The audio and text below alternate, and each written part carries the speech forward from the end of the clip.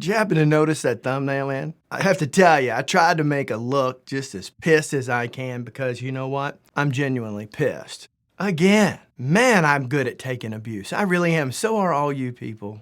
Or at least some of you. Avid, what the crap? Why am I making another video? Yes, for all of you out there, this is yet another rant video, and guess what? Aw, crap. Surprise, surprise, surprise. It's about my good old buddies, Avid. Gosh, if you know me, you know I've had my challenges with that stupid company. From love to hate to, okay, I'll spend some time with you, to now being like, oh God, I'm such a sucker for trusting you. Oh man, I just don't get it. Here's the thing, Avid, MIDI. Really? Really, Avid?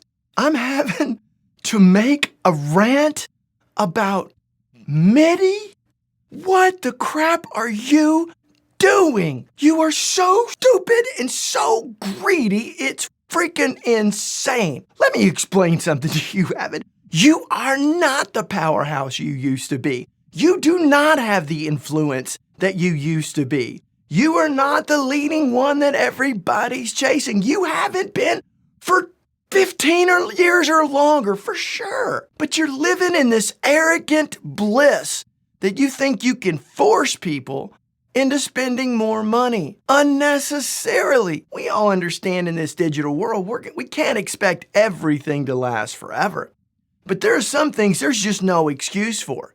MIDI, of all freaking things. I was one of the first early adopters of MIDI. 5 billion years ago, before the extinction of all the dinosaurs, that's when I started working with MIDI. No, seriously. For those of you who don't know, back in the 80s, man, there were no digital audio workstations, really through a big chunk of the 90s, at least half of the 90s.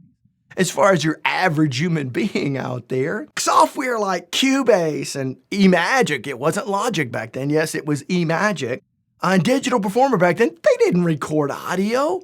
They were just all MIDI, so that you could use them with all your outboard keyboards. And so it's really a quite simple protocol. So freaking simple that it has barely changed in 30 years. Barely changed. Now there you could make a good argument that it's certainly time to really relook at it again and see where we can take that next or make it completely non-needed anymore. Whatever works. But for right now, it's a very simple protocol.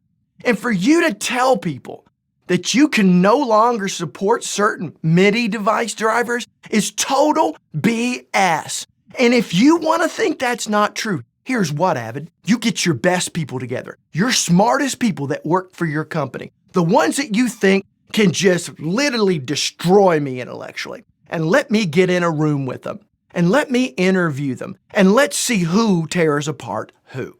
I guarantee you I'll win that argument. Don't underestimate the power of the baldness. But it's crazy. Look at this thing. Now, most of us that use MIDI, Avid, most people out there today, are you paying attention, Avid? The majority of the music you listen to today is electronic driven. It's electronic driven. And most of the people doing those keyboards and those drum samplers and things, you know what they're doing? One button at a time, or maybe 2 keys at a time. They're not. That happens to be an old Axiom 49 MIDI controller that works with Cubase, works with Digital Performer, works with Logic, works with Studio One, but it don't work with Pro Tools. Now, for goodness sakes, that's an M-Audio product. It used to be your freaking company, you dummy. To tell me you can't do that is utterly ridiculous. Utterly ridiculous.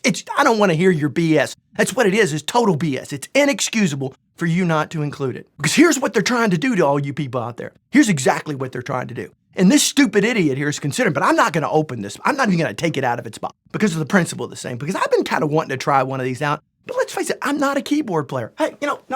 This is my thing, okay? That's what I do, right? But I like doing this stuff, like a little organ back in there, like a little bit of strings, like this and there. I like to play around. And you know what? I'm like a very high percentage of you. And Avid, you're just stupid. You want people to go out and buy new stuff like this, even though it's a new competitor.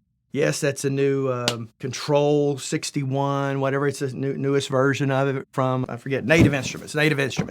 Okay? Yeah, I've got that collection. And I want to try it. But I'll never fully take advantage of this. But that's beside the point. I would never say that. I probably will eventually, but it'll take me a while. But that one over there, man, it works perfect. Why? Anyway, you greedy little pathetic company, here we are again. And for those of you that want to criticize me for regularly criticizing Avid, you go back and go to all my videos and simply do a search in my videos and type Avid, and you will see I have been just as fair when it's deserved as I have been critical. But here is a warning. Not that I have any influence, right? Whatever influence I have is poor keto, baby. It's very small.